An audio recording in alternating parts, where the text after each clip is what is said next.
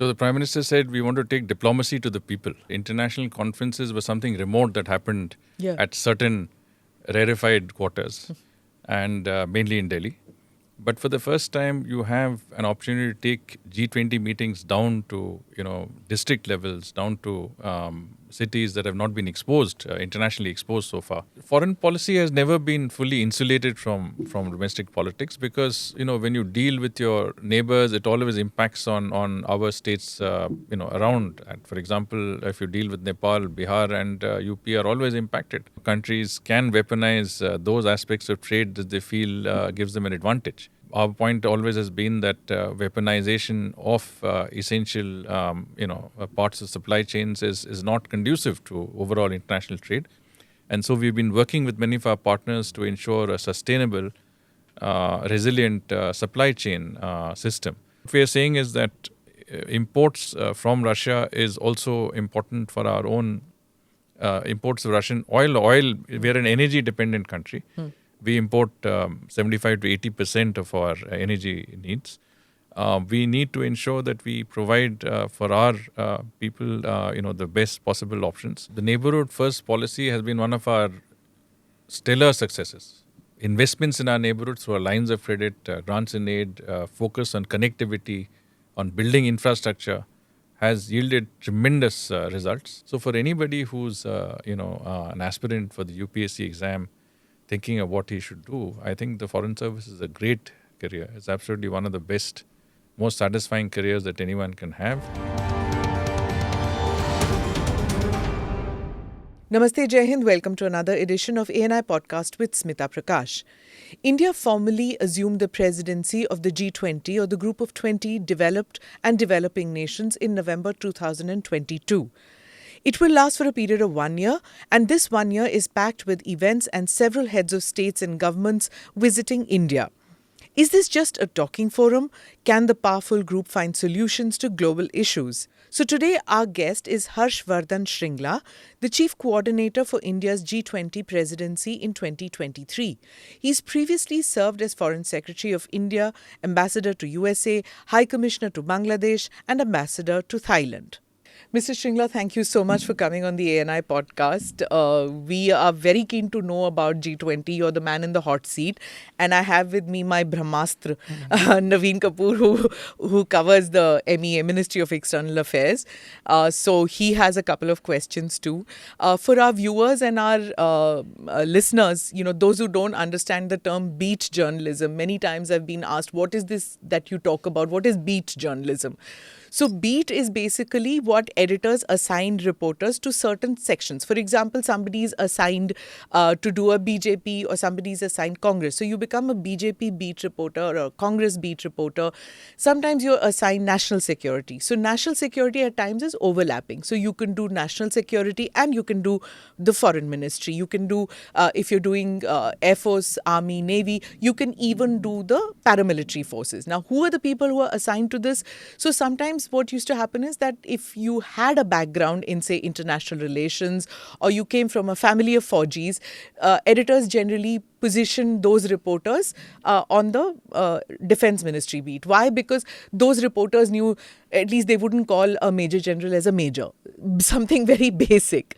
So when it comes to foreign policy beat, when I got into journalism, there wasn't even a subject called international relations in our bachelor's degree. So we started off like that. And Naveen also has done a little bit of Ministry of External Affairs.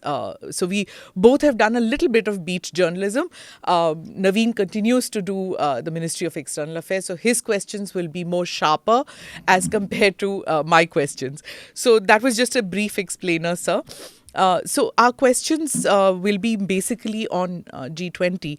If you could just explain to us what is this grouping? Why is there so much of excitement about India taking over the presidency of the G20? Well, Smitaji, first of all, thank you for having me on your show. And it's great to see our friend Naveen also join you on this program. Thank you. Well, the G20, as your main question is, what is the G20 all about? It is today perhaps the most important and most influential international grouping that exists. And why is it important is because of its membership. It includes countries that are some of the largest economies of the world. All the G7 countries are members. All BRICS countries are members. You have all the 5 permanent members of the UN Security Council as part of the G20 membership. You also have all the international organizations that actually, provide the international governance of today's international order. The UN, the IMF, World Bank, OECD, Financial Stability Board, all of these organizations and some regional organizations like the African Union, ASEAN are part of the normal G20 meetings. Now, the G20 also consists of 85% of the world's GDP, 75% of international trade, and 2/3 of the world's population. So, when the G20 takes decisions, those are representative decisions that are cut across the board. When we say the UN Security Council is not representative of today's realities, we must look to the G20 to see what sort of representation today actually can matter. Countries that today bring weightage to the international high table, countries that can contribute and bring value to international affairs, are those countries whose voices need to be heard. And I think the G20 membership provides for that. So today, if the G20 takes decisions, those decisions are implemented across the board. The G20, of course, is a somewhat disparate grouping, ideologically and in geographical terms. Its coverage is wide, but it also means that it's not a cohesive grouping. But when it takes decisions, those decisions are very, very, I would say, easily implemented. Those become the global norm. And I think we've seen some recent decisions. For example, during COVID, we had the debt service suspension initiatives that allowed developing countries, because of COVID, who could not repay their debts, to reschedule without any interest. There was also the decision of the G20 to tax multinationals. So these are decisions that have an impact across the board, and decisions that only countries that provide a wide representation in the international body can make. So just to put it in context, the G20. So India assuming presidency of this, it's a matter of prestige, which we've been hearing about it. So what does it entail? Because what we've heard is that there'll be meetings, 200 meetings across the country in 50 cities. And it began on December 1st and it will conclude on November 30th, 2023. So my question would be that, one, of course, it's a busy schedule ahead for you. But besides that, how were these cities chosen and what are these meetings about? So, every presidency of the G20 is for a period of 1 year. So ours is from 1st December 2022 till, as you mentioned, 30th November 2023.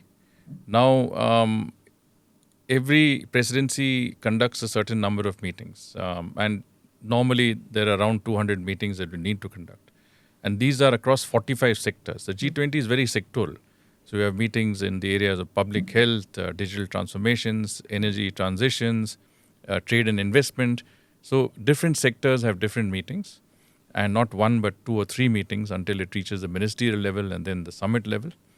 All meetings ultimately end up in the summit, which is the final part of any presidency, and it is at the summit that you have a declaration of the outcome, which represents the work of your entire year of your presidency.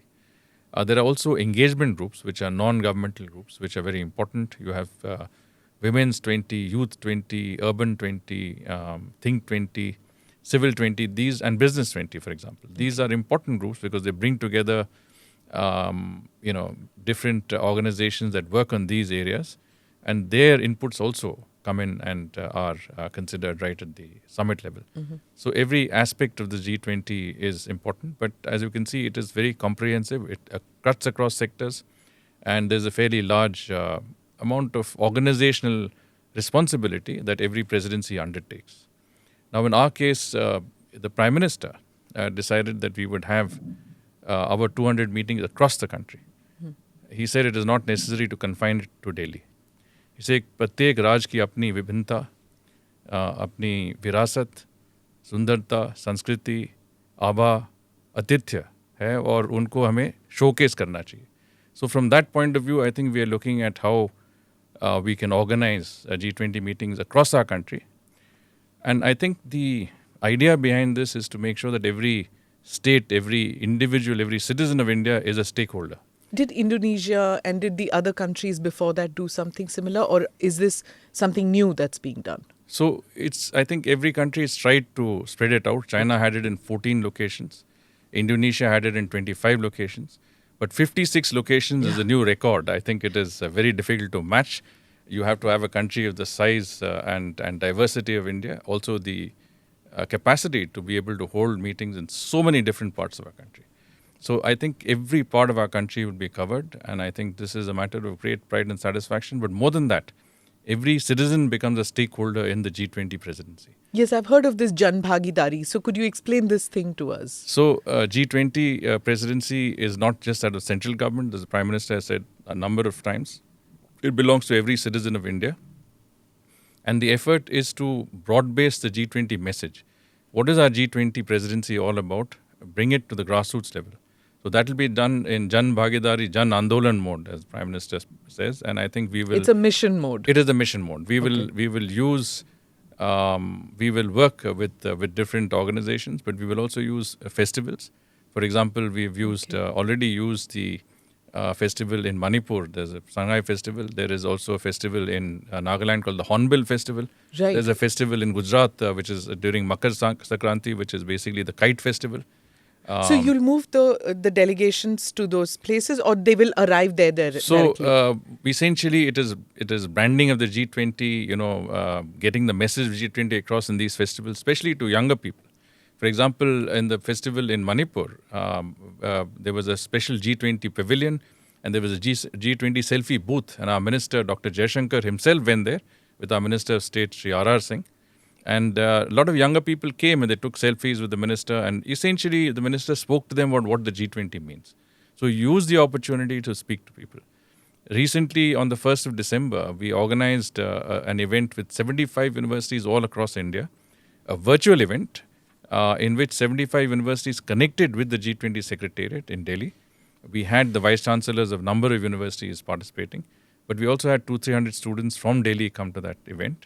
It was addressed by External Affairs Minister. It was addressed by Principal Secretary to the PM, Chairman UGC. Essentially, conveying to them what the G20 is all about, what our presidency is all about, and telling them to be ambassadors, G20 ambassadors for their universities. Yeah, so the message gets spread. When we used to cover events, whether it was a NAM summit, Chogam summit, any of these summits which used to happen, it was basically Delhi-centric. And the only interaction or interface was journalists and delegates. That's about it. There was no public participation as such. So foreign policy, foreign-related matters, these have not had a public participation as such. This seems to be a new trend, right? So the Prime Minister said we want to take diplomacy to the people. Mm-hmm. And essentially what you have is that, as you mentioned, international conferences were something remote that happened at certain rarefied quarters and mainly in Delhi. But for the first time, you have an opportunity to take G20 meetings down to, district levels, down to cities that have not been exposed, internationally exposed so far. What does it do for us? I mean, it creates, first of all, capacity. There are so many places where we are building conference centers, German hangars, widening roads, making public access better, improving cities, sprucing them up. So one is that it gives us the opportunity to improve capacity wherever we are and in different parts of the country. It's one thing to do it in Mumbai and Bangalore and Hyderabad, but another thing to do it in remoter parts of our country. Nagaland and Manipur, as you said. Absolutely. Even down to Lakshadweep, we had an event in Havelock Island in Andaman and Nicobar. So the point is that you first and foremost provide international exposure to places that don't normally get it. Secondly, you improve infrastructure and capacity in these cities. Thirdly, what you do is that you bring the world to these places. I mean, there's huge coverage in Havelock, and there's so much excitement about Havelock being one of the venues of the G20. So what you try and do is that you expose our tourism potential, you highlight and showcase our rich cultural heritage and diversity. And of course, you also display our achievements, development achievements and experiences to the international community. So whichever meeting you have a meeting, say, in tourism. You have the top people in tourism from across the world. from the most influential countries across the world who will come down. So if you have it in a place like Hampi, for example, or a place like Khajuraho, World Heritage Point, or Srinagar, you take them to places that have tremendous tourism potential. You actually highlight and showcase the tourism potential that you have. And here are people who actually work in this sector, who are decision makers in this particular sector. And it makes a huge difference to take them to places that actually have a tourism potential or worth, rather than taking them to, bigger cities where it would be run of the mill, just another conference. Yeah. Now let's get to the naughty points, or the not as in KNOTTY, the naughty points of the G20, because there's the Ukrainian war, which has not ended. There is the COVID pandemic related supply chain issues which are there. There's China. There are several knots in this whole thing. So how will this group mitigate the problems that the geopolitical problems that that are staring at our face right now? So this is I would say, especially difficult period when you look at it from a global perspective. You've had the greatest shock to the international system in the form of the COVID-19 pandemic. You're barely recovering from the pandemic when you have the Ukraine conflict with its attendant impact on food and energy security. You have high inflation, low growth, and of course, indebtedness of many developing countries. So it is in this context that the world is looking for solutions, and looking to those countries or those groupings that can actually lead at a time of this challenge and crisis. And in many senses, I think this is India's moment, because at the end of the day, if you look at the global growth has slowed from 6% in 2021 to 3.21% in 2022 to 2.7% is projected slowdown in 2023. So, growth globally is coming down. Many of the big economies have come down to very, very low levels of growth, almost on the points of recession. India, on the other hand, is the fastest growing large economy of the world today. We have kept inflation under check. Our economic fundamentals are strong. Coming from the COVID pandemic, we have displayed strong economic resilience, which has been displayed through the Atmanirbhar Bharat policy that the government has come in. But at the same time, despite the fact that we have focused on domestic resilience, we have not neglected to work on the international, to contribute to the international community. If you look at the COVID crisis, we had Vaccine Maitri, which we shared vaccines with the rest of the world. We also provided medicines to the rest of the world. We're the pharmacy of the world. The Prime Minister at the Saudi Arabian summit for COVID-19 in 2020, for the first time spoke about global, human-centric globalization. By this, he was saying that this is the first time that the G20 has met on an issue which is neither financial nor economic in nature, and that countries need to work for the global common good. And from that perspective, I think we have certain experiences and certain achievements that have worked for our people, whether it's in digital delivery, whether it's in public health, whether it's in climate actions and renewable energy. I think those are the areas that we can share with the rest of the world. When it comes to the environment, I think these are areas that we can provide a successful paradigm which can be replicated across the developing world. And the G20, I think, if it wants to work for the benefit of mankind, of humanity, it could well take this opportunity to look at some of these examples. Shingla, we just saw a lot of Sherpas in India attending meetings already. And most of them are speaking that they are looking towards India for a solution. As you just mentioned. Problem solver. Yeah, the problem solver. Do you think we are actually in a position, or it's just, long talk that whether we will be a problem solution? Can we provide a solution to the world problems? So, as I said, we have always, there are two factors that distinguish our foreign policy under Prime Minister Modi from what was there earlier and from that of other countries. I think when you talk about a change, a shift in the way our foreign policy has been conducted and the way India is regarded in the rest of the world, to my mind, there are two factors that are absolutely responsible. One is your domestic strengths. I mean, a country cannot become a regional or a global, let's say, prominent player without its own domestic house being in order, its economy doing well, its people looked after, and so on and so forth. I think that's the most important thing. And there, again, as I said, I mean, I think we have done very well for ourselves. We have a very strong post-COVID resilient economy. We are one of the fastest growing economies of the world. But we also have demonstrable experiences in terms of the tools and methods we have used, the systems we have used to deliver to the most vulnerable sections of our population. So in the midst of the COVID crisis, we have supported some 800 million of our people, through food grain support, through other forms of social safety net, which I think has been quite remarkable.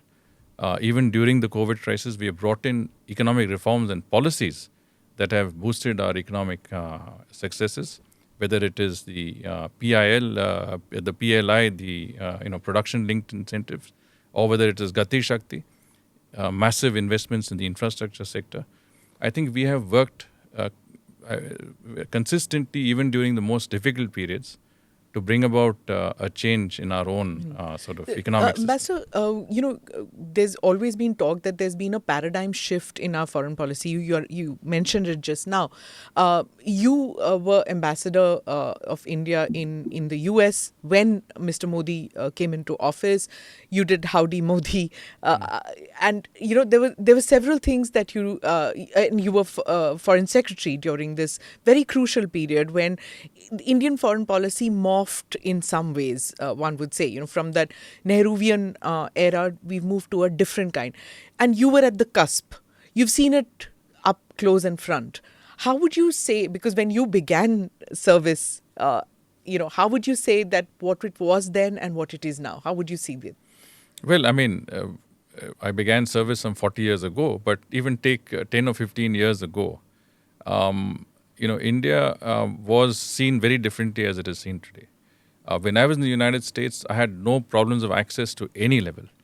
Senators, governors, business leaders, even the White House, you would get access wherever you needed and whenever you needed. And that's because people had a genuine interest in India and the success of India. And Prime Minister Modi's own efforts to boost the relationship with the United States was very well known.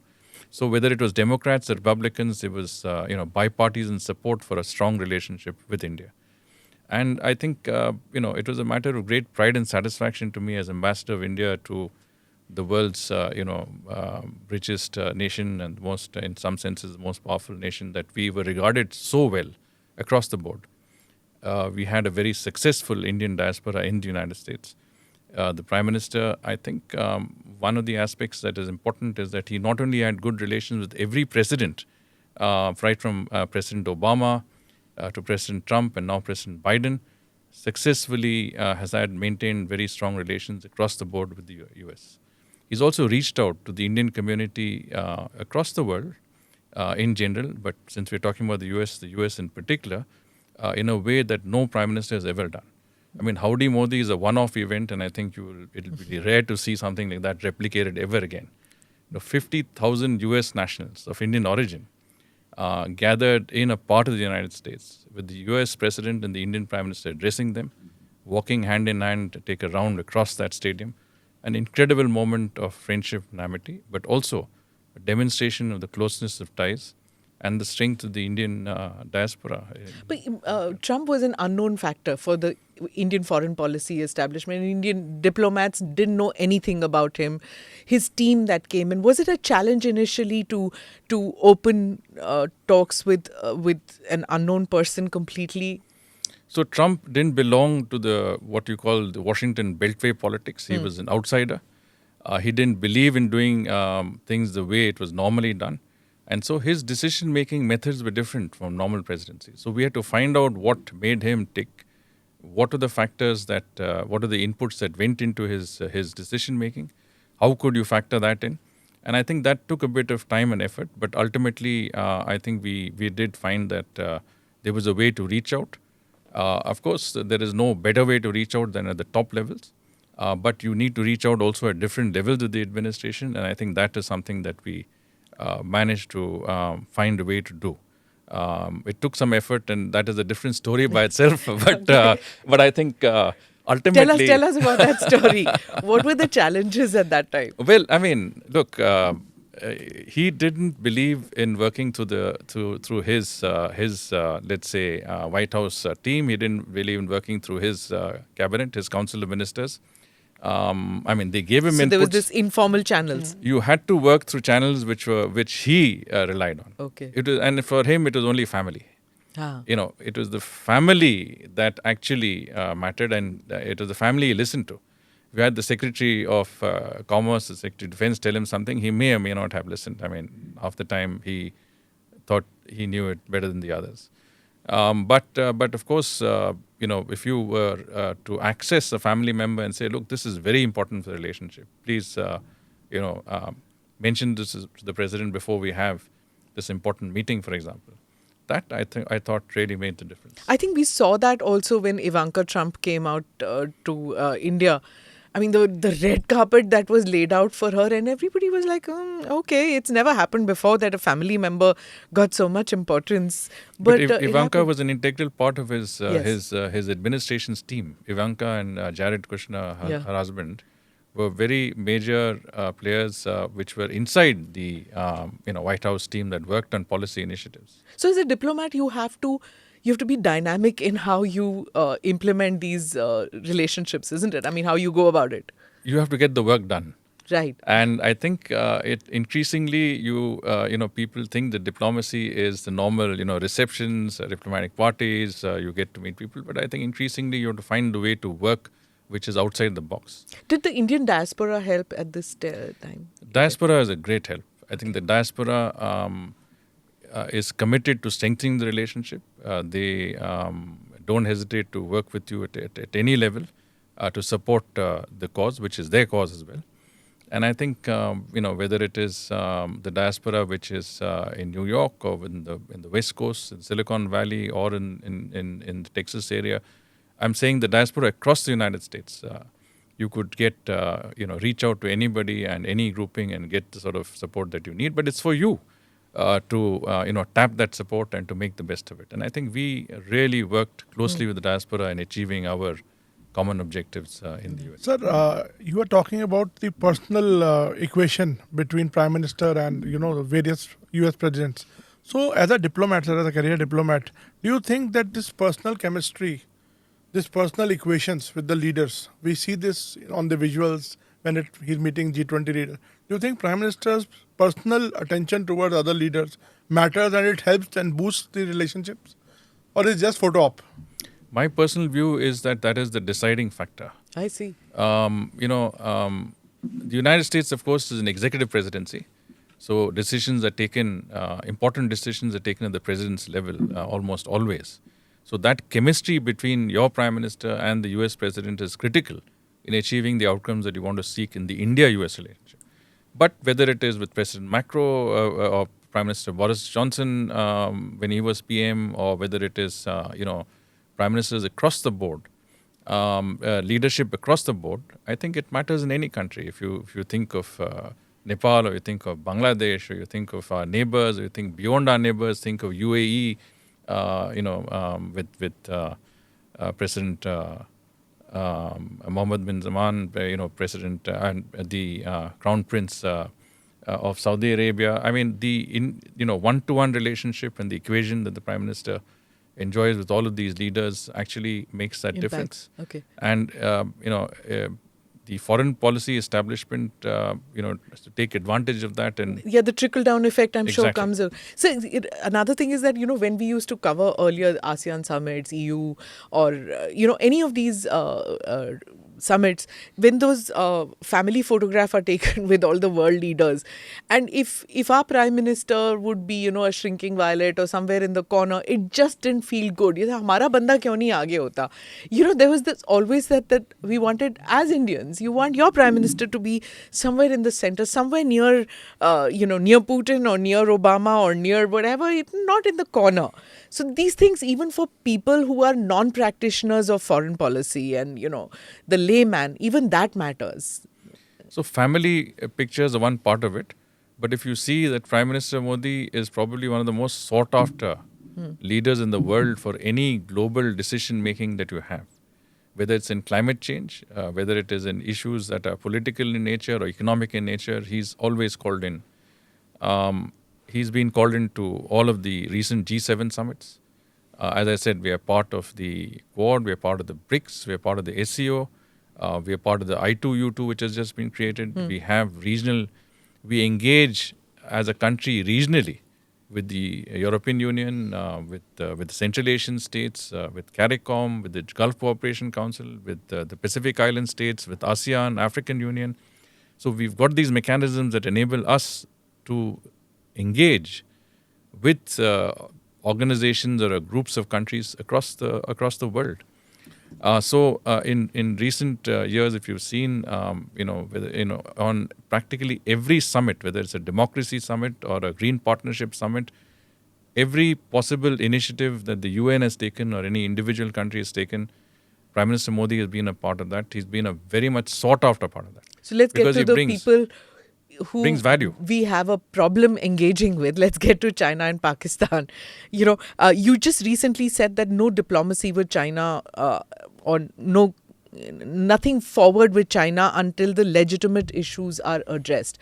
Even as Foreign Secretary, you had a big challenge when you were Foreign Secretary, this whole issue. And Doklam is still is an issue which remains unsettled, Galwan and Doklam and all this. The India-China issue is still unsettled.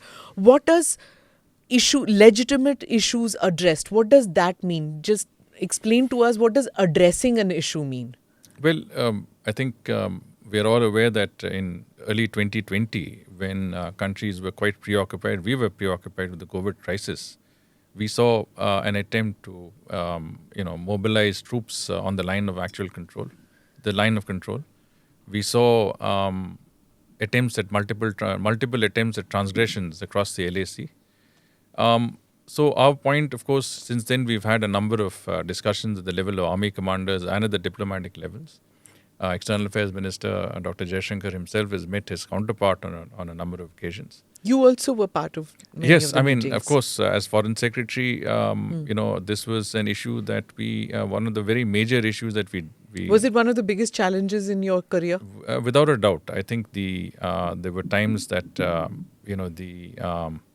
when the issue was very much live, that it could have gone anyway. So we had to make sure that we were constantly working together on a whole of government approach.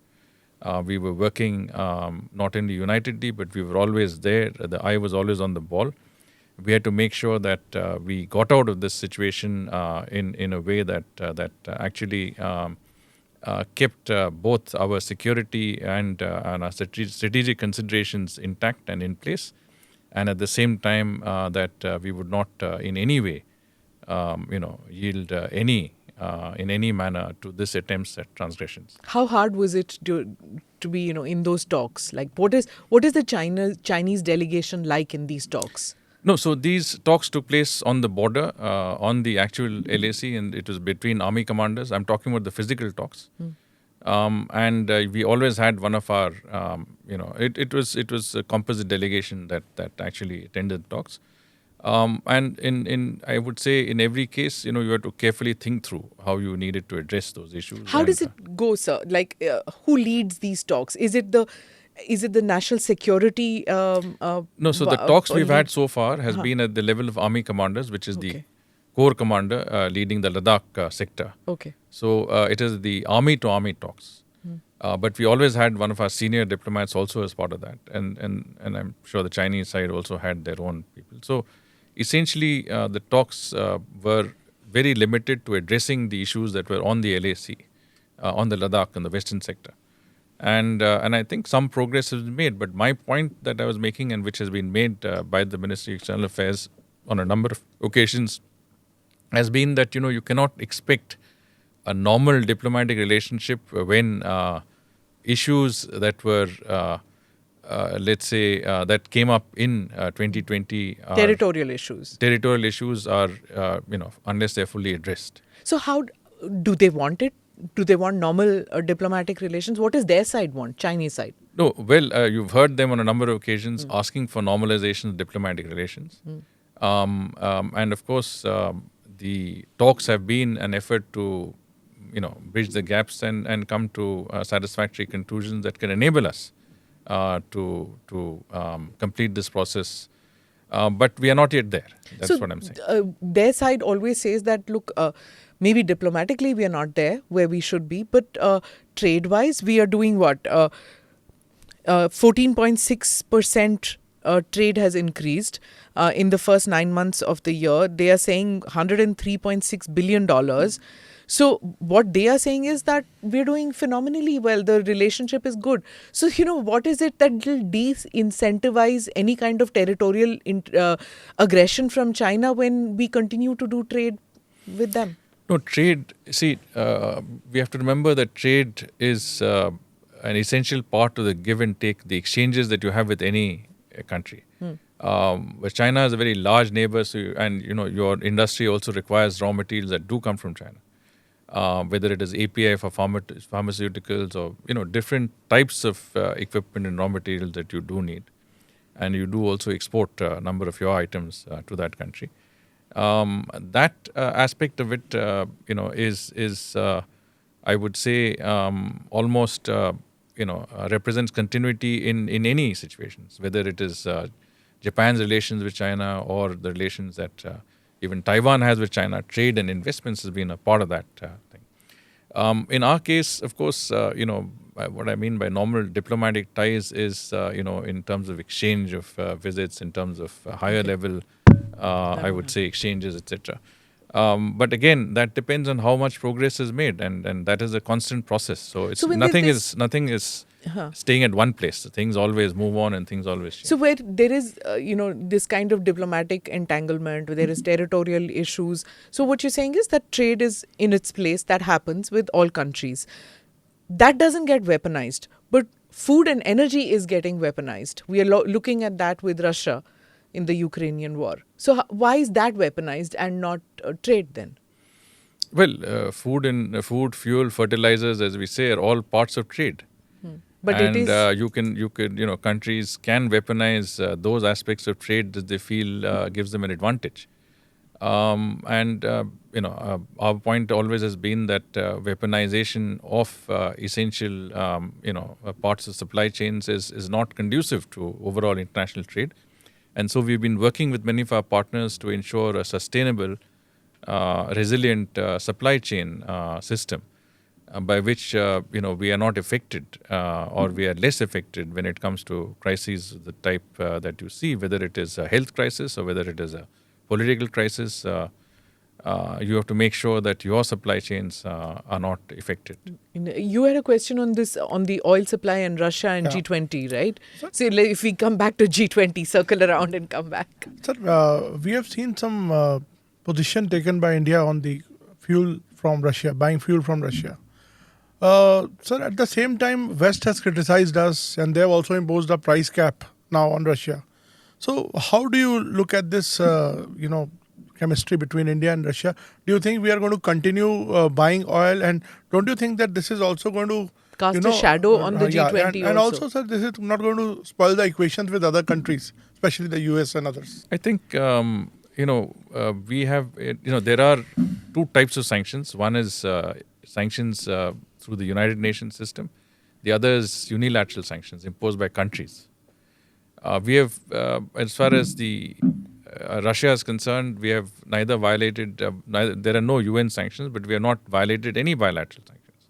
In other words, there is no bar on import of oil from Russia.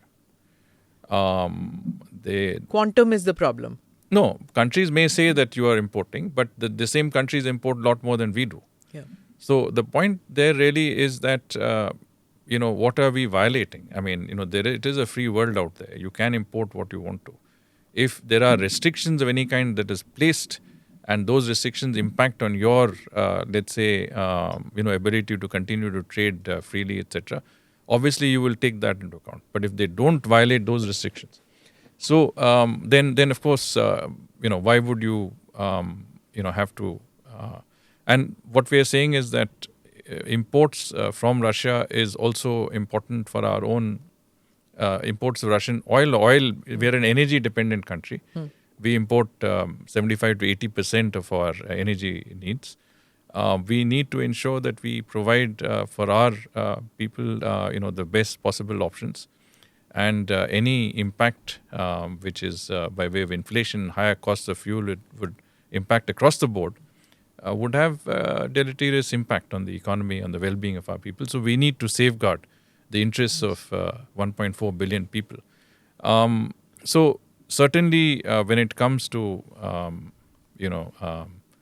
imports, there is no violation of any kind, and B, we are doing it because we believe that this is the best way to safeguard our national interests. So there's also this view that Russia doesn't want a diplomatic isolation, and it's looking at this G20 summits which are being held in India. The fact that India is the host, and India's traditionally been a partner, a friend of Russia, that Russia is hoping that India can smoothen the problems that it has with the rest of the world. Is that a correct view? So I can't comment on that because I have not been privy to any such conversation with Russia. And of course, I must clarify that everything I've been saying, whether it's on China or Russia, is in my own private capacity. Certainly, yes. But the fact is that as far as the G20 is concerned, I think it is an international grouping. As presidency, you want to have the maximum amount of traction for your broad priorities. Our point of view is that our priorities are those that are impact on the rest of the world. As I said, it's the issue of growth, inflation, indebtedness of states, ensuring that the sustainable development goals continue, that there is some effort to reform multilateral institutions to improve their functioning, especially the financial institutions. And our priority also is women-led development. So many of these areas are those that we will work on with the rest of our partners in the G20. There's also this thing about, it becoming more inclusive a platform and not just, top heavy, and that though it's not a security platform, but there are these issues which need to be dealt with, and it's not just a talk shop. That some solutions should come from these summits. So look at it this way. It brings together some of the most the leaders of some of the most powerful countries, the countries that today really impact on decision making on the well-being of the rest of the world. So the fact that you are convening, 20, 30, 40 heads of state and government, heads of international organizations, the most prominent form, I think is an opportunity for you to look at whatever you can do. And what exactly is it that we can do is something that, will be decided as you go along. And this is at the highest levels. So that aspect will have to be seen. But it does give you an opportunity to not only place your narrative in the global agenda, but to lead that initiative. To say that, look, in times of crisis and difficulty, there are solutions to challenges that we can offer. And that's what it is. So do you think कि India का जो अब एक role है, बड़ा role है, जैसे प्रधानमंत्री से जब during the peak of this crisis, Ukraine, Russia, both the leadership spoke to Prime Minister Modi. Do you think that India will be playing a peacemaker? And in this context, do you think Russian participation, its confirmation in G20, is it confirmed? Because they have indicated that they are going to come for G20. See, we have to understand what India's position has been on this issue.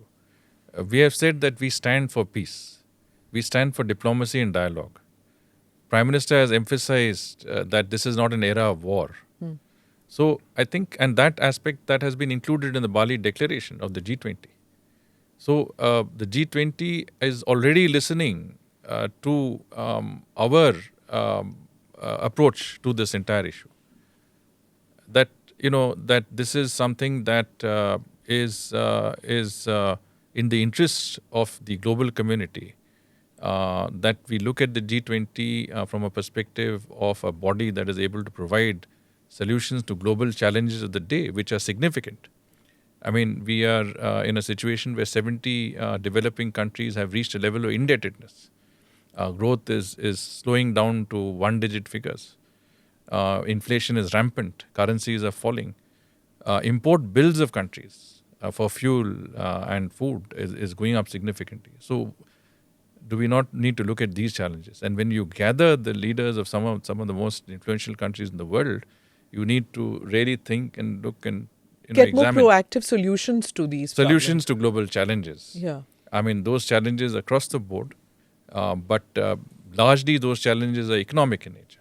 Okay. And of course, from that point of view, I think our presidency will come up with options and with proposals and initiatives.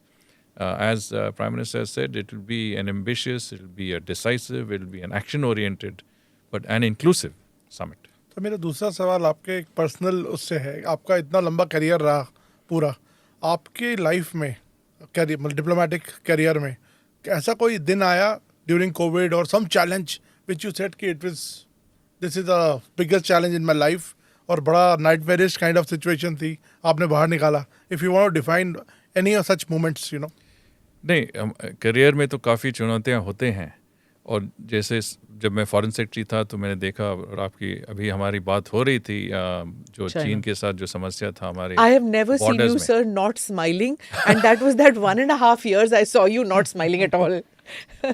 Well, that also shows seriousness in our intent. I was like, Harsh sir तो बिल्कुल ही बहुत serious है. And you know, every time I would look at you say, अभी solution नहीं हुआ.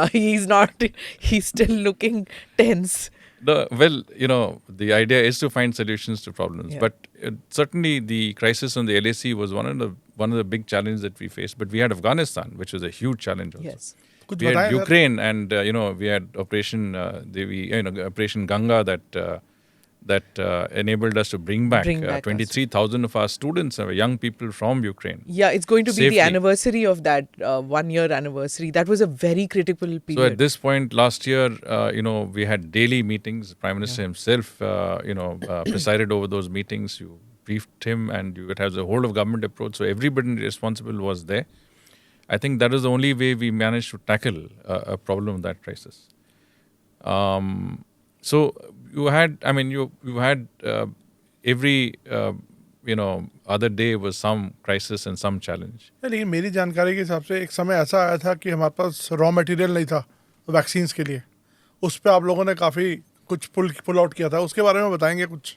हाँ, तो इसमें ऐसा था कि जहाँ पे रिसोर्सेज थे तो वो कंट्रीज उस रिसोर्सेज को रख रहे थे, शेयर नहीं कर रहे थे, क्योंकि कोविड के समय में सभी को अपने देशों का ख्याल के प्रायोरिटी था.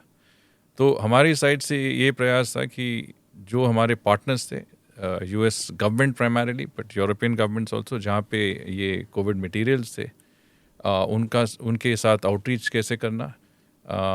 सेकेंडली जो कंपनीज थे जिनके साथ हमारे अच्छे संबंध थे, तो उनको भी डायरेक्ट आउटरीच हमारी तरफ से नीति आयोग, हमारी हेल्थ मिनिस्ट्री, विदेश मंत्रालय, सभी मिलकर उनके साथ वीडियो कॉन्फ्रेंस करना almost on daily basis.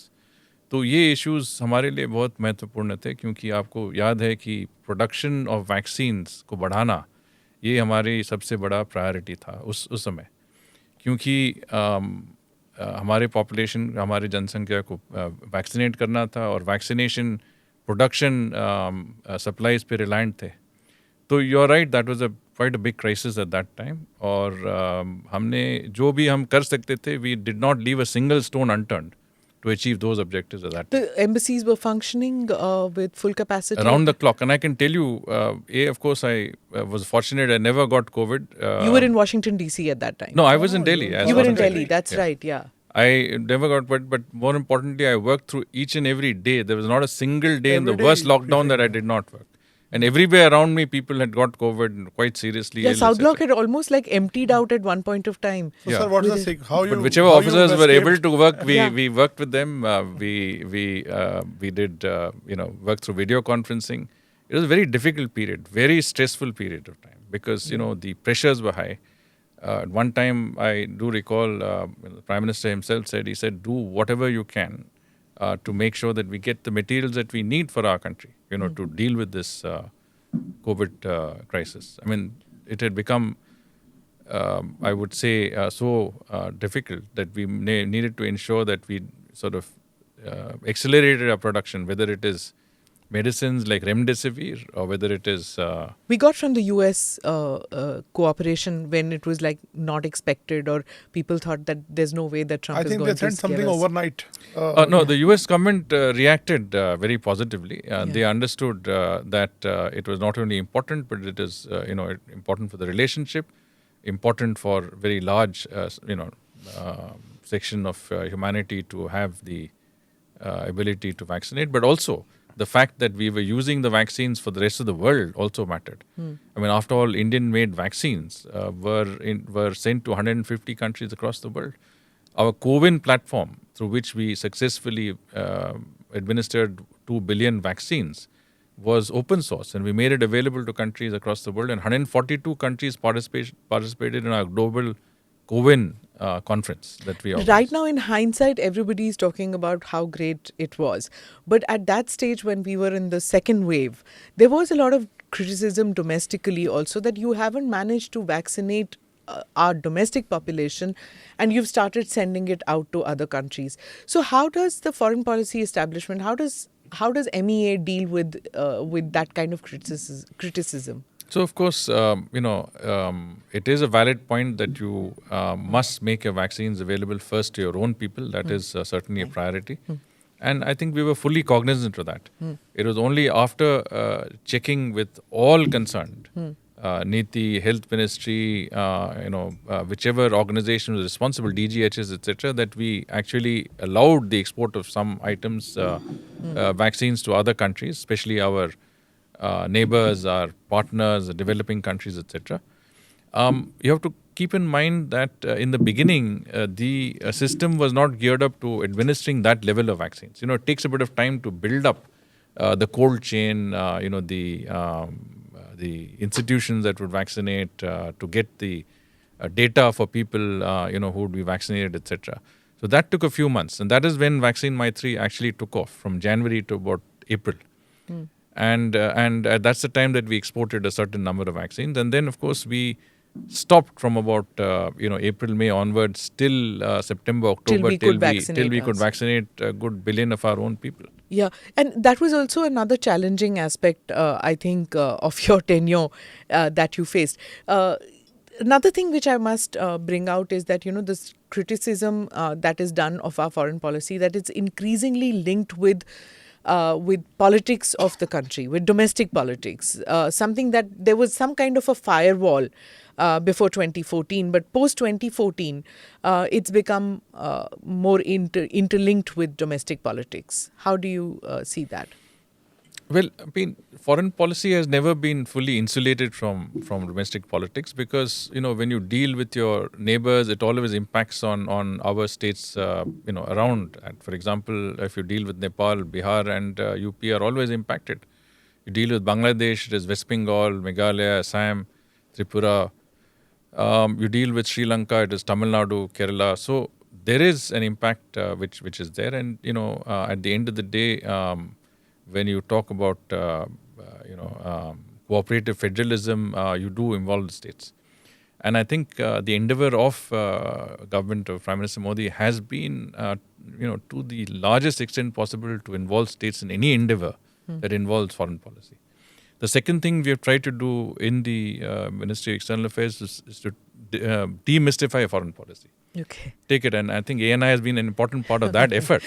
I mean, every decision that has been made or every step that we take in foreign policy is articulated to the grassroots level to say that this is what it is. I mean, G20 also. Yeah. The fact that we have, through Jan Bhagidari mode, taking it to the grassroots level is an indication, as the Prime Minister says, is that we want to take diplomacy to the nation. That means you want to make sure that everybody understands what is the rationale, what is it all about, what is it in for us and our country. So that is very critical, and that I think in in my tenure as Foreign Secretary, that has been a very important part of what I've tried to do with our external publicity division, with all of our partners and stakeholders. How do we try and take this across? That means if you have a press release, it's not just in English or Hindi, it is in all regional languages. It is disseminated to regional media. People try and get it, wherever. And if you say you do something with regard to Myanmar, then we make sure that information is there in Manipur or Mizoram, so that people who have a stake in that also understand what it's all about. Yeah. So we tried to take it down. And this whole demystification bit, and I used to always joke with the Ministry of External Affairs, especially the XP division, External Publicity Division, in case people don't know what that means, is that is our interface for journalists. That's where we get our information from, the External Publicity Division. So, the JSXP, which is the Joint Secretary in External Affairs Ministry, or who deals with publicity, he's our point person from whom we get information. So, it's a hard task to get some information, especially when it comes to India-China matters and India-Pakistan matters, as you know, sir. So we have to, like you say, India and Pakistan foreign ministers met and bilateral issues were discussed, and it was a free and frank discussion. And so हम लोग सब मजाक उड़ाते थे. Free and frank का मतलब है गाली गलौच हुई. अगर if it is that matters of mutual interest were discussed, that means it was a general samosa chai aa gayi thi, baatein aisi hui thi. So I used to always say that at some point of time, the Ministry of External Affairs briefings should be open to the general public, because they will take the BS level out of this,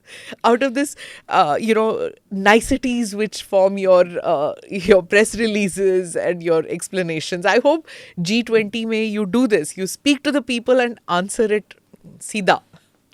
Well, Smitaji, I think you've already done that. You have taken the BS out of foreign policy, and if you ask Naveen, whatever was seemed to be, to lack some detail in the briefing, he would immediately get to me and say, "What's it all about?" And we'll try and put it in. He was very open, for questions. All the time, accessible. Okay. No, but you're right. I mean, there's this fogging of issues. Foreign policy to some extent calls for it, because it's not just we are dealing with other partners, interlocutors, and we have to make sure that the wrong message doesn't go through in some ways. Right. But at the same time, I think it is absolutely essential that we are able to put foreign policy in terms that everybody can comprehend, understand, and relate to. I think that's very important. What is the biggest challenge, sir, in this, in all these meetings which are being held? I mean, logistics, of course, is going to be difficult. Is it going to be airports? Is it going to be bandobast? Or is it going to be egos of the heads of government and heads of state who are coming? Well, I mean, as chief coordinator, my job is to coordinate, and I find that coordination is quite a challenge, because you are dealing with multiple stakeholders. From states to districts to different entities in our own government, range of organizations. And I think that it's very important to constantly look at how you can coordinate, how you can resolve issues quickly, simply, and with certain level of expediency in a practical way. So, as you do 200 meetings, there are a lot of lessons learned and best practices. You apply them. The first Sherpa meeting of Udaipur has been a great success in the way that we have showcased India and provided Indian experiences. I mean, after all, our effort has been to host an impeccable and uniquely Indian G20 presidency.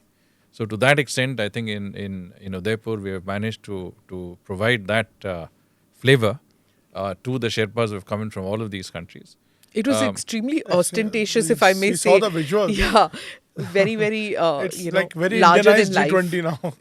Yeah. But the idea is that, for example, you go to whichever place you go to, and as I mentioned right in the beginning, Manipur, Nagaland also. Prime Minister's directive that every state has its own uniqueness, has its own characteristics, its own beauty, etc. So we are trying to bring that out.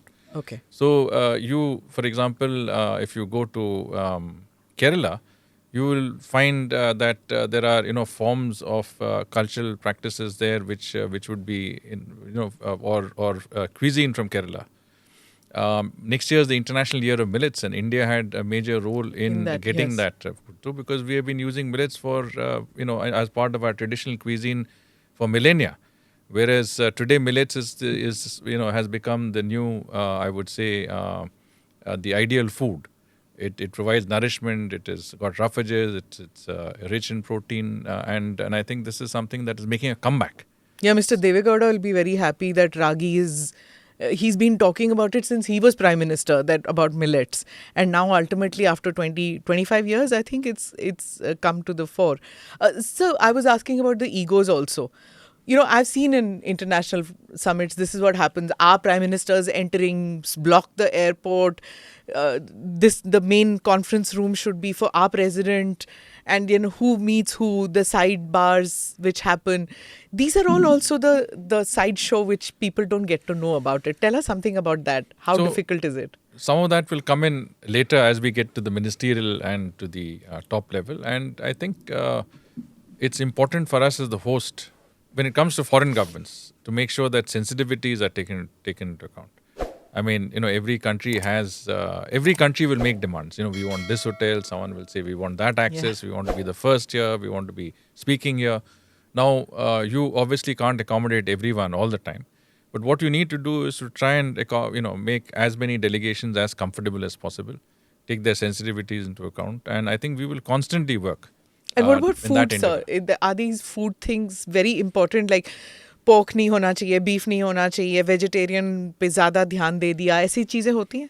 So in any international event, that is important. But what we are saying, you when you come to India, you enjoy our cuisine. Mm-hmm. So if you go to Gujarat, you will get a Gujarati thali.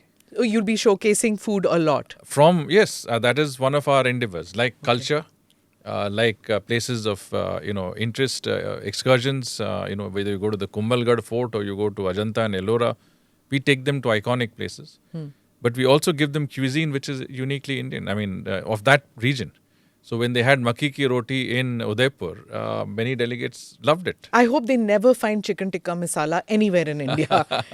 Just so that they know that it's a British thing and it's not Indian. that you do not have that. लोगों को बहुत interest है इसमें जानने में कि क्या जम्मू कश्मीर और लद्दाख में भी कई मीटिंग्स प्लान्ड हैं क्या? नहीं, बहुत सारे जगहों में मीटिंग्स हैं. अभी मैं बता नहीं पाऊंगा आपको एग्जैक्ट कैलेंडर, बट मीटिंग्स मैं ये आश्वासन जरूर दे सकता हूँ कि मीटिंग्स हमारे सारे देश में मीटिंग्स होंगे. एंड ऐसे कोई जगह नहीं होगी मतलब जहाँ पे मीटिंग्स होना चाहिए था और मीटिंग्स हुई नहीं. So now I want to get a little bit about you as a person. Tell me, why did you choose to join the Foreign Service?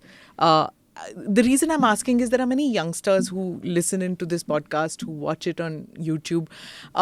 When they take the civil services exam, what is it what motivated you to pick Foreign Service?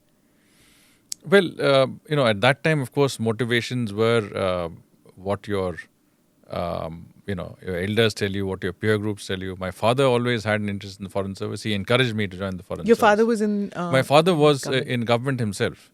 And I think it was always his secret ambition. Which part of India, sir? I'm from Darjeeling in West Bengal.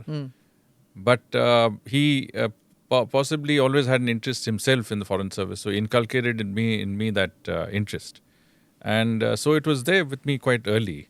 But what I can say is that there is no better satisfaction than to represent your country. And by represent, I don't mean represent at senior levels. You represent, even if you go for a very small meeting which has representative of other countries, you still represent your country. So that opportunity is a unique one. And as I said some time back, I said, 10, 15 years ago to what it is now and what people will see as you go into Amrit Kal and we come closer to our 100th anniversary. I think there'll be a paradigm shift in the way India is regarded and representatives of India are regarded. So you will really see an ability to serve at the high table, to serve with the most influential groups, and most important of all, to make an impact globally in which your voice is heard and what you have to say matters. Your aunt was also Foreign Secretary, Chokila Iyer. you also became the foreign secretary. I'm sure when you sit across the table, you talk about what it is like to represent India. What was it like for her and when she was foreign secretary, and for you? Was there any change in India, in representing India? Yeah, I think it was a different time because she was foreign secretary at the turn of the century. That means around 2001, in that period of time.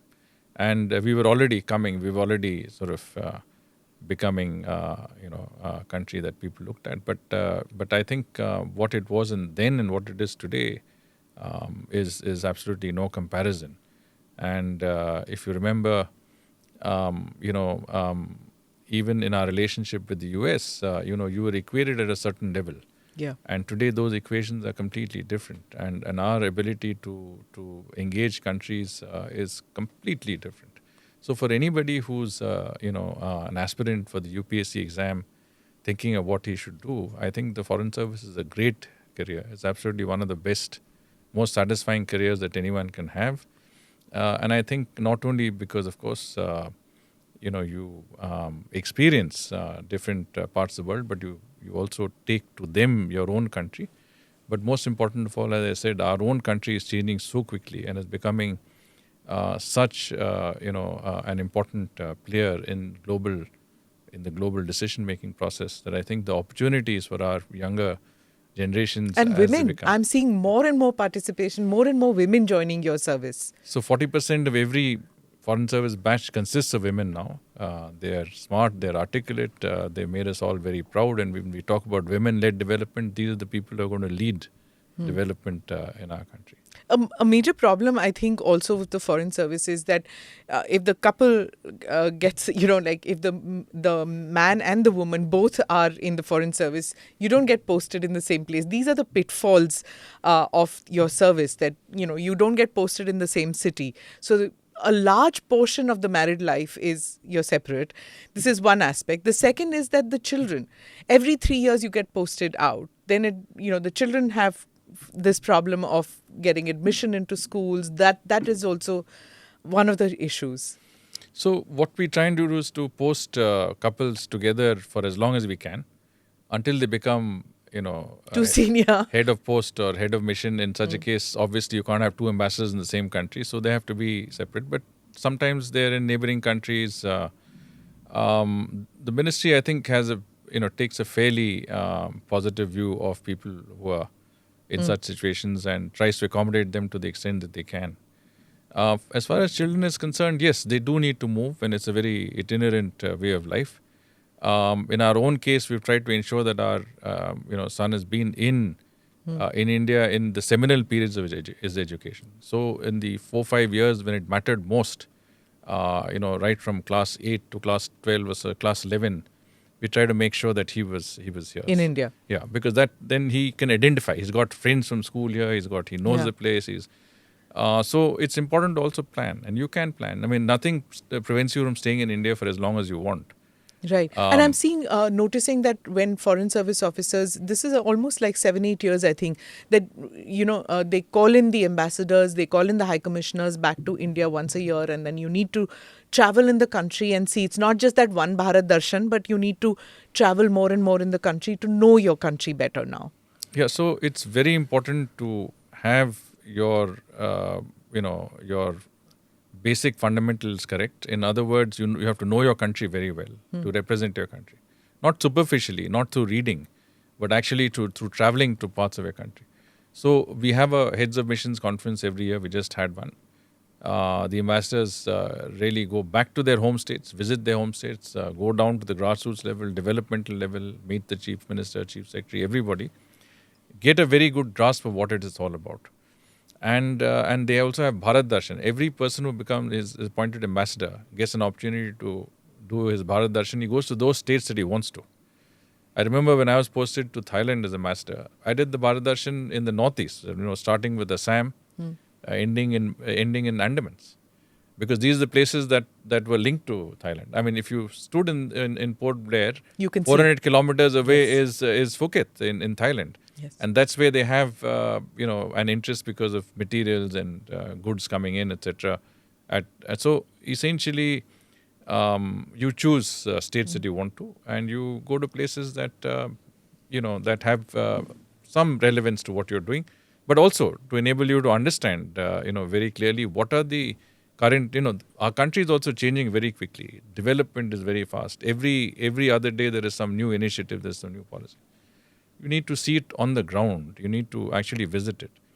So even when I was foreign secretary, I tried to travel within the country as well. Okay. I went to several places. I went to Amritsar. You are very extremely popular in West Bengal also. But that's my home state. Yeah, so yeah. I think you I have an share a good interest. relation with the chief minister there also. Well, I mean, That's another question I wanted to ask about. States. Interacting Coordination with states, with different chief ministers of states. How do foreign service officers meet up with different states? If suppose this state government is an opposition state government, is there the same level of interaction as, say, the ruling party? see, I mean, it's as far as you're concerned, you represent India. And chief minister of any state is a chief minister of a state of your country. So when they relate to you and they come abroad, you make sure that they have the best opportunities to meet the sort of people they want to meet, whether it's investors, whether it's people who have an economic interest, the diaspora, and so on and so forth. So I think foreign service officers have a lot of possibilities because chief ministers today under a cooperative federalism program, and you can also call it competitive federalism because you need to compete for investments, for trade, etc. So chief ministers are increasingly going out and looking at opportunities that they can bring back to their states, and you can play a role. And of course, we have heads of our branch secretariats, our RPOs who are posted in these places. They also interact. You mentioned West Bengal. I think when I was in Bangladesh, obviously you need to work closely with the chief ministers of states around you. West Bengal, of course, was most prominent. But I met all the chief ministers, Assam, Mizoram, Meghalaya, all chief ministers that had a border with Bangladesh and had something to do. So everywhere, wherever you're posted, there is a certain link with states and with the CMs there. Even as part of the G20 initiatives, And I've visited. Look East or Act East policy, that's a major thing that for... So, yes, neighborhood first, Also. Act East, Act East. These and the Indo-Pacific, these are major planks of our policy. The other day, I did go out to Guwahati and I spoke about, the linkage between our Act East policy and the Northeast. So, it is not in isolation. When you talk about Act East, then what are the benefits that our country can get? What are the benefits that parts of our country can get? And for the Northeast, which has this issue of being somewhat, cut off from the mainland. The mainland, what are the benefits of using, being a link between the mainland and these countries, etc. So this is important to people. So relating to states, I think, is very critical in foreign policy. And the more you can do it today, the better your purpose is served. Sir, I have one related question. When it comes to foreign policy or security matters or national security, we have seen in mature democracies and Western democracies, there is a bipartisan approach, like they are all on same page when it comes to these issues. But here, we have seen some differences, like even your G20 is in a way politicized. They said that we are making a big deal out of it. It's just, opposition has said this, that it's just a rotation of our presidency. Why are we making it such a big event? So how do you look at it? Do you think there's still a long way to travel when it comes to bipartisan, approach, or all will be on same page on the foreign policy and the defense matters? Well, I think when it comes to domestic issues, you will obviously have differences, and in any democracy you should have. When it comes to foreign policy, there should be as much of convergence as you can, because then you're speaking with one voice, you're united, you are able to project your views. You have to support the government of the day and support those initiatives that are there and understand where they're coming from. And as part of the Ministry of External Affairs, we have had many outreach. We've got the Parliamentary Committee on External Affairs. We have the Consultative Committee, which the External Affairs Minister heads. Those are constantly meeting. And those are constant. I think that is the link between the ministry, other than the statements that are made in Parliament, the Parliament questions, etc. But these committees also provide a very useful interface. So whether it is our approach to the neighborhood, Act East policy, neighborhood first policy, the Ukraine conflict, evacuation of our citizens from Ukraine, all of this is discussed in great length. Presentations are made. But at the end of the day, if there are differences, those can, be exploited by those who don't have our best interests in mind. And also, sir, Prime Minister Modi, as you said, that has been working very closely, whether it is Operation, Vande Bharat or vaccine. How close is this G20 project to his heart, and how much is he coordinating with you on this? No, I think if there's any indication of the importance that the Prime Minister attaches to the G20 issue, you can see that he has taken at least 4 or 5 meetings exclusively on the G20 issue in the recent weeks.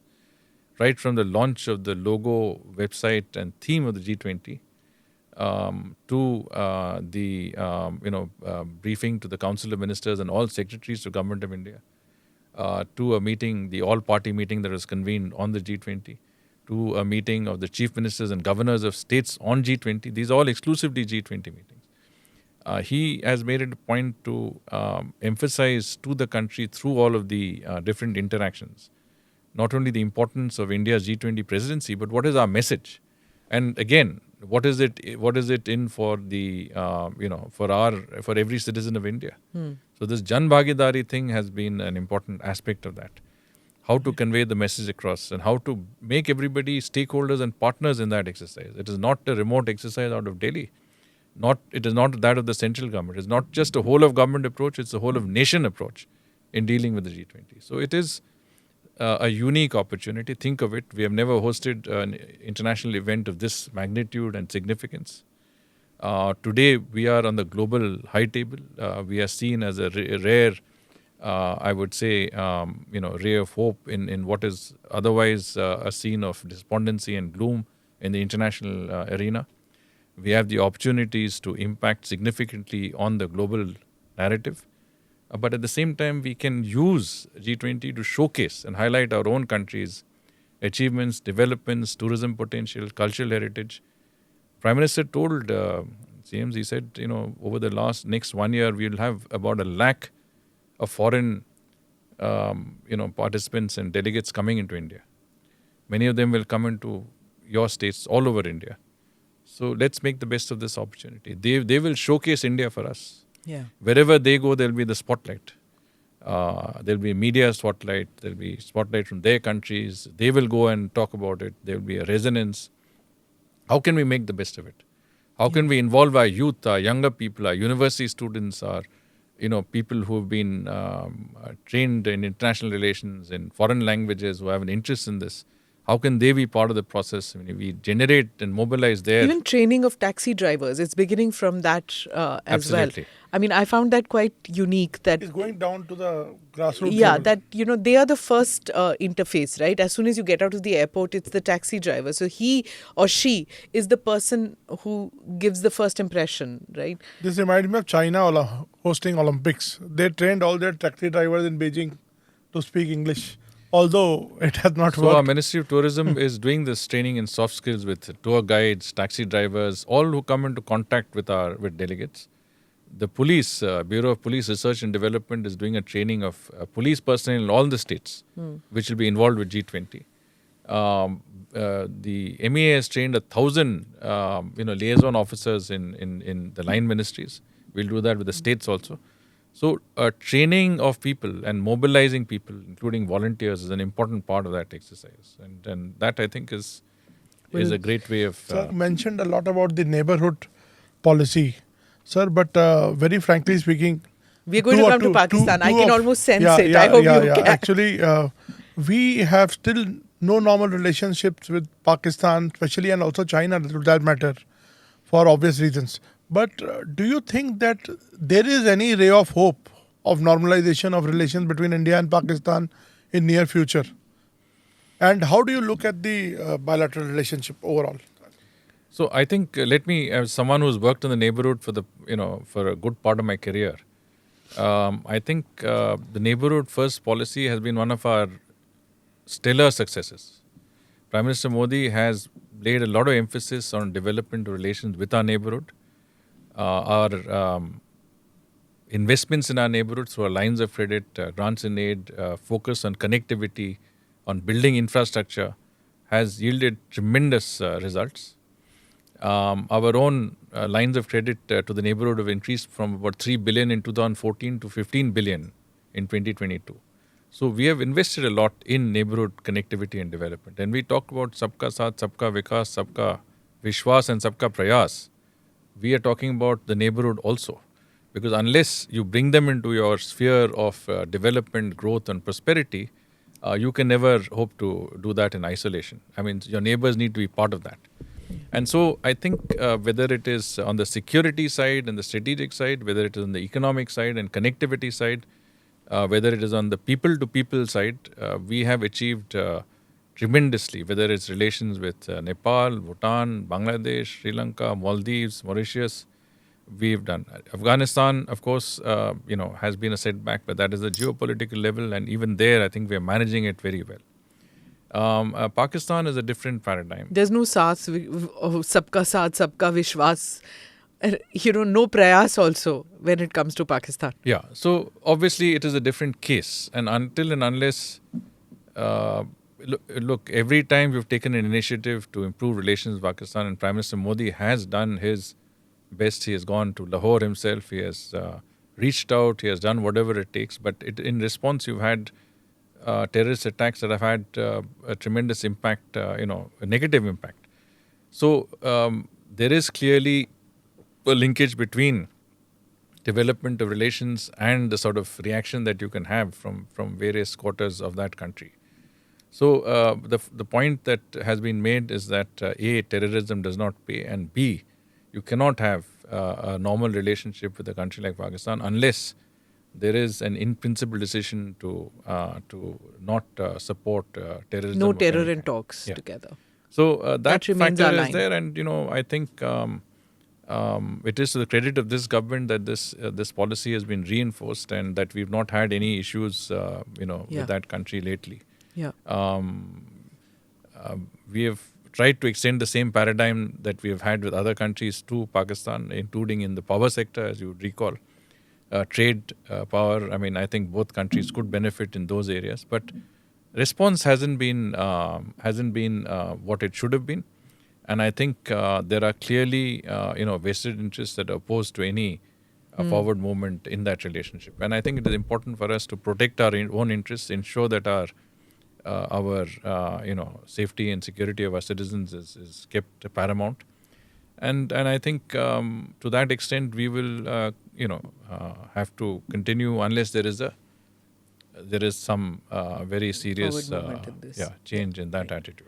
Sir, vis-a-vis the invitations to the special invitees in the G20, you have reached out to, I think, Bangladesh and many other African countries and other in Gulf.